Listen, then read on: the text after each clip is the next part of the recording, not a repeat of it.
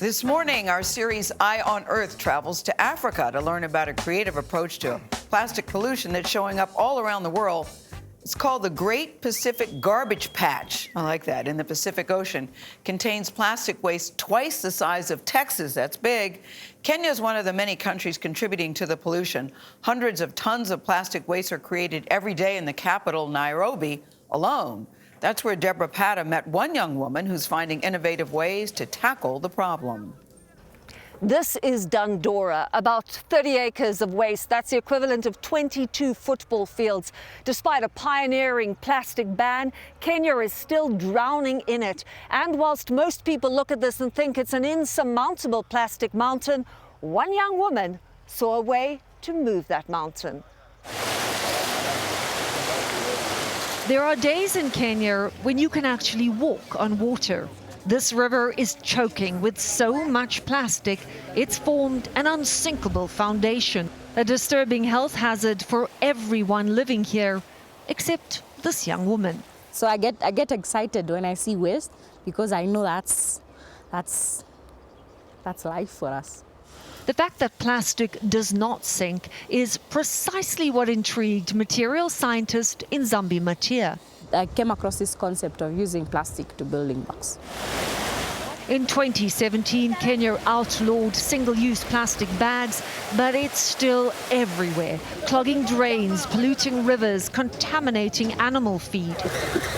Some of it ends up here in Nairobi's Debora landfill, which long reached its capacity and was supposed to be closed down 20 years ago. But every day, waste pickers trudge through the rancid trash, sifting for plastic. Plastic that Matia had to figure out how to turn into bricks. When you made your first brick, how was that? That was the best day ever. It took us about 9 months just to make one brick. But one brick wasn't enough. No problem for a woman who likes to get her hands and pretty much everything else dirty. So she built a machine to mass produce the plastic bricks. First, the waste is sorted to remove rubble and metals. And then you're going to bake it. Exactly. Figure, if you know how to make cookies, this is just making cookies. I could make a brick, are you saying? Exactly. The boiling mixture is molded into building blocks, as many as 2,000 a day, 35% cheaper than standard bricks and up to 7 times stronger.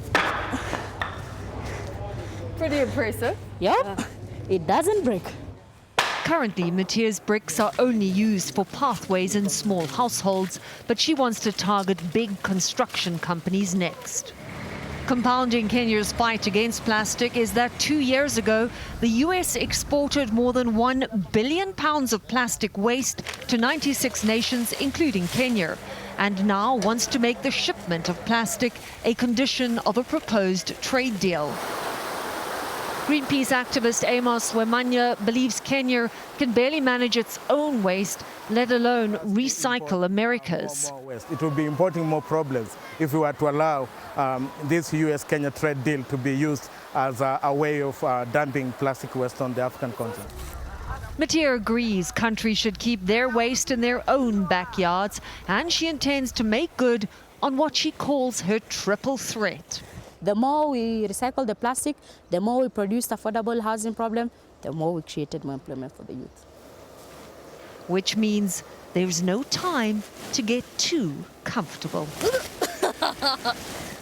For CBS This Morning, Debora Patta, Nairobi, Kenya. Her enthusiasm is infectious. It You sure go, Nzambi. I like that. You need I like that it. when you're tackling a problem that big. Incredible story. No, but I like how Debora set it up. This would look insurmountable, but you go to Nzambi, who says, you know, she just gets excited when she sees waste and the difference that she's making. If you know how to make cookies, I don't know how to do that either. Know how to make You can bricks. do that. You know how to make bricks.